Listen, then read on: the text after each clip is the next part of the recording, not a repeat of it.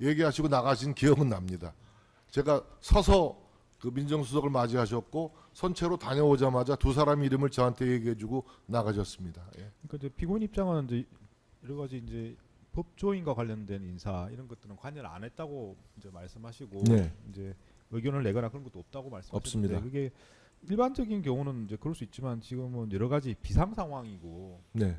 논란도 많고 네. 그런 상황이라서 이제 여러 가지 입장이 다를 수도 있을 것 같아서 제가 여쭤보는 거예요. 네, 뭐 그렇게 이해하실 수 있겠습니다만은 제가 기본적으로 법조 인맥 네트워크에 대해서 아는 바가 없습니다.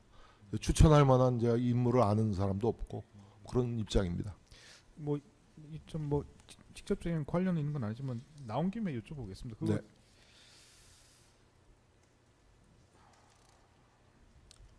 그러니까 이게 약간 비상 상황이라서 제가 여쭤보는 겁니다. 이제 일반적인 경우는 그렇다고 말씀하셨기 때문에. 예. 근데 지금 2024년 12월 31일 날 이제 정계선 조한창 임명과 관련해서 예.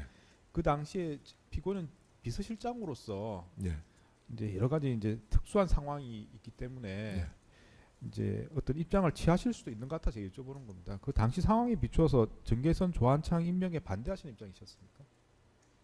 제 속으로는 맞득치 않았습니다. 솔직히 왜 국무위원들 다수도 뭐 반대하는 국무위원들도 많았고 당에서는 뭐 그냥 뭐 격앙된 반응을 보였고 뭐 그런 전체적인 분위기 속에서 뭐 저란들 제가 무슨 어떤 막을 툴은 없습니다만 막을 권한이나 또 없지만 제 속마음은 그렇게 맞득치는 않았던 게 사실입니다.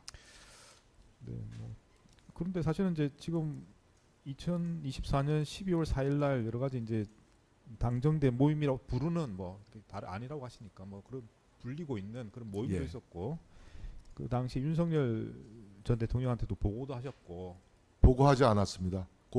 오후 4시에 보고를 말씀하시는 거면은 예 이루어졌지만 제가 개별적으로 그렇죠. 대통령께 보고한 바는 없습니다. 모임 이후에 이제 같이 국회의원들이랑 가서 예. 그 말씀이시잖아요. 그 과정에서 보면 사실은 그게 뭐 논의가 정리가 된 건지 안 된 건지는 모르겠습니다만은 나왔던 내용 중에는 아마 이제 여러 가지 탄핵 심판에 관한 이야기도 나왔던 걸로 보이긴 하는데 그런 거와 관련해서 좀 피고인도 반대한 입장은 아니셨습니까?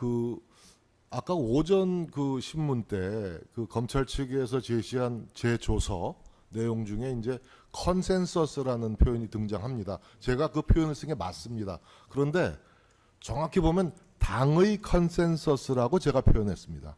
당정대의 컨센서스가 아니고 제가 그때 현장에 있었고 주로 탄핵 반대 얘기는 의원들이 돌아가면서 얘기를 했기 때문에 의원들은 대개 탄핵에 강하게 반대하는구나.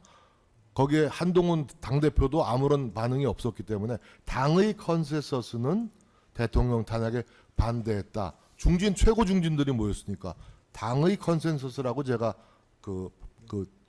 진술을 했던 것을 좀 유념해 주시기 바랍니다. 당정대의 컨센서스는 아니었고요.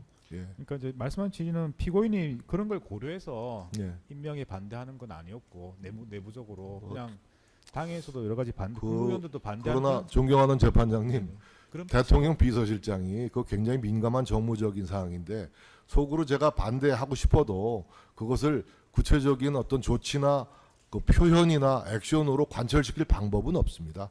다만 속마음으로 그렇다는 것이죠. 그런 툴이 저에게는 주어진 게 없습니다. 그걸 관철시킬 힘도 없는 것이고요. 실제로 그날 당정대에서 탄핵 반대가 논의가 됐다선 치더라도 결국 그 열흘 만에 다 그 컨센서스라는 게 아무 의미가 없게 되지 않았습니까?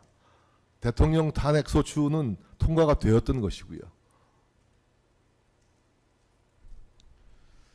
이제 여쭤볼 수밖에 없는 게 여러 가지 이제 당시의 의도라든지 생각 등을 저희 좀 확인을 해야 되는 상태라서 여쭤본 겁니다. 일단 뭐 그러나 12월 4일 그 총리공관에서 있었던 이른바 당정대 회의는 제가 소집 주체가 아니었기 때문에 저는 연락을 받고 가서 제 비서실장으로서 모두에 제가 발언을 한 건 사실입니다만 그러나 그날 1시간 반도 안 됐습니다. 1시간 남짓 되는 그 회의는 주로 제가 모두 말씀드렸고 송구스럽다는 말씀드렸고 그다음에 안보실장 얘기하시고 또 권한대행께서도 원론적인 말씀 나라 걱정하시는 말씀하셨고 그리고 주로 의원들이 돌아가면서 그냥 갑론을박으로 얘기를 한 겁니다. 그러니까 자기들도 답답하니까 경위를 설명 듣고자 모였는데 경위를 파악이 안 되니까 답답하니까 자기들끼리 내놓은 결론이 대통령 직접 만나서 들어야겠다라고 해서 자리를 이동한 겁니다.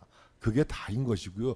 그게 정교하게 무슨 거기서 뭐 향후에 무슨 대통령을 보호하기 위한 무슨 대책을 논의하고 이런 성격의 회의가 절대 될 수가 없다는 것이죠. 실제로 그런 대책이 설사 이루어졌다 하더라도 열흘 만에 그 대책은 아무로 무의로 돌아가고 말았. 예. 결국 대통령 탄핵은 뭐 소추가 통과됐으니까요. 네, 계속 질문하시죠. 47, 48 생략하겠습니다. 49항입니다.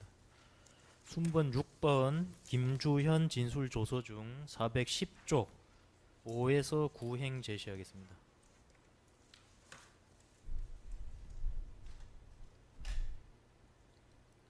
예, 김주현 민정수석 진술입니다. 질문에 정진석 비서실장은 한독수 권한대행의 헌법재판관 지명에 관여한 것이 있는가요? 에 대해서 답을 합니다. 제가 한독수 권한대행의 호출을 받고 총리실로 가면서 정진석 비서실장에게 보고를 했고 총리실을 다녀오고 나서도 그 내용에 대해서는 정진석 비서실장에게 보고를 했습니다. 라고 돼 있고요.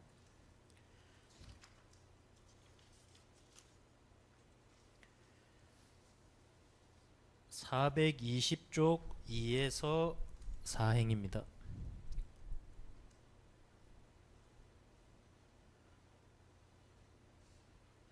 질문이 진술인은 위 검증 결과를 누구에게 보고하였나요? 라고 하니까 김주현 민정수석이 답을 하기를 제가 직접 보고한 것은 아니고 공직기강 비서관이 권한대행실에 보내주었고 저는 비서실장에게 그러한 상황을 공유해드렸습니다. 라고 진술했습니다.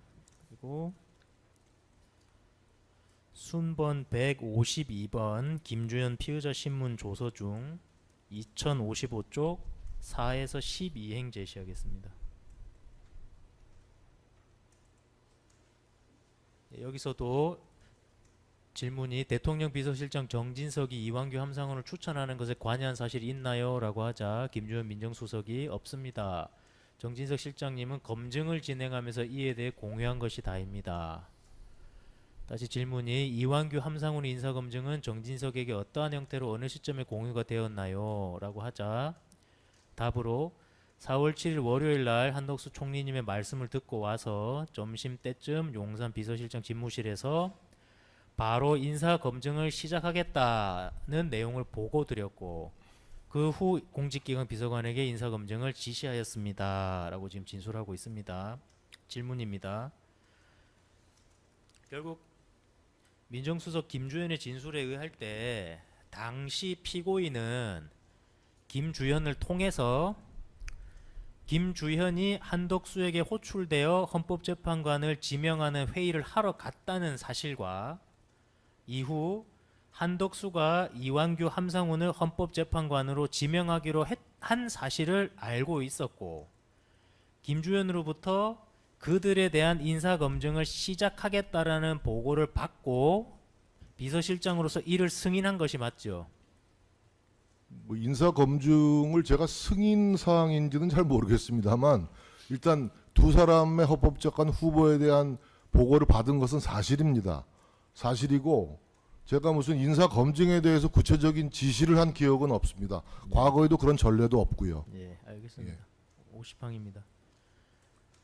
하급자인 김주현이 피고인에게 인사검증을 시작하겠다는 보고를 했다는 것인데 피고인이 이에 대해서 반론을 제기하거나 의문을 제기하거나 추가적인 검토 지시하지 않고 그대로 그냥 인사검증 진행되도록 승인한 것으로 볼 수 있죠. 그 질문에 대해서는 제가 글쎄 인사검증을 자꾸 강조를 하시는데 비서실장이 인사검증을 이렇게 해라 저렇게 해라 지시한 전례가 없고 그렇게 하지 않습니다. 인사검증은 공직기강 비서실의 고유 권한이기 때문에 실무적인 또 내용이기 때문에 제가 인사검증의 어떤 대상이나 절차나 방법에 대해서 혹은 뭐 정보 취입의 범위에 대해서 구체적으로 제가 알지 못합니다. 어떻게 하는 방법론에 대해서도 알지 못하기 때문에 제가 인사검증에 대해서 이렇게 저렇게 방향을 제시할 입장에 있지 않습니다. 지금 보면 그 한덕수 피고인 오전 신문 결과도 그렇고 이제 김주현 민정수석 진술 조사나 피해자 신문 조서를 종합하면 한덕수와 김주현이 4월 7일에 만나서 헌법재판관 2명을 지명하기로 하고 그 두 사람이 4월 8일에 이 사람들을 지명하는 것까지 의사소통이 됐었거든요. 그 피고인한테도 그런 내용이 보고가 됐을 텐데 피고인 입장에서는 너무 촉박하게 일을 진행한다라는 등 좀 브레이크를 걸어서 업무를 좀 충실하게 글쎄요, 수행할 수 있도록 할 수 없었습니까? 저는 뭐 인사 검증에 대해서는 모두에 여러 차례 말씀 올렸습니다만 인사 비서관으로부터 요약 보고만 받습니다. 인사 검증이 민정수석실에도 이루어진다 하더라도 어떤 경위로 어떤 내용이 어느 만큼 진척이 됐다는 보고는 받지 않습니다. 결과만 인사 비서관으로부터 받기 때문에 제가 인사 검증에 관여할 수 있는 룸이 전혀 없다는 말씀을 드리겠습니다. 피고인은 공직자이자 인사위원회 위원장으로서 공무원의 성실 복무 의무 그리고 대통령실 직제, 대통령 비서실 직제 제6조 제1항에 따라서 인사 공정성을 확보해야 될 책무가 있는 사람이 맞죠? 인사는 늘 공정해야 되죠.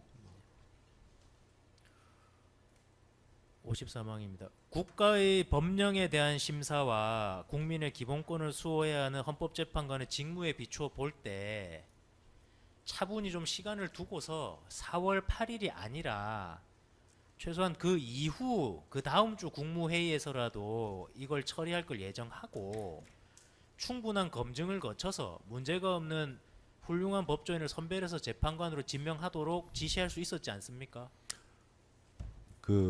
제가 거듭 말씀을 드립니다만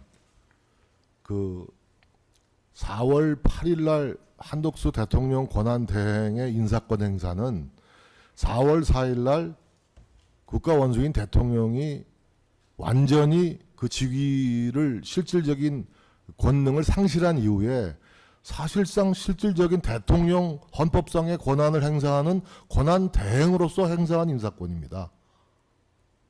그 인사권 행사로 인해서 지금 이 재판이 열리고 있는 것 아닙니까?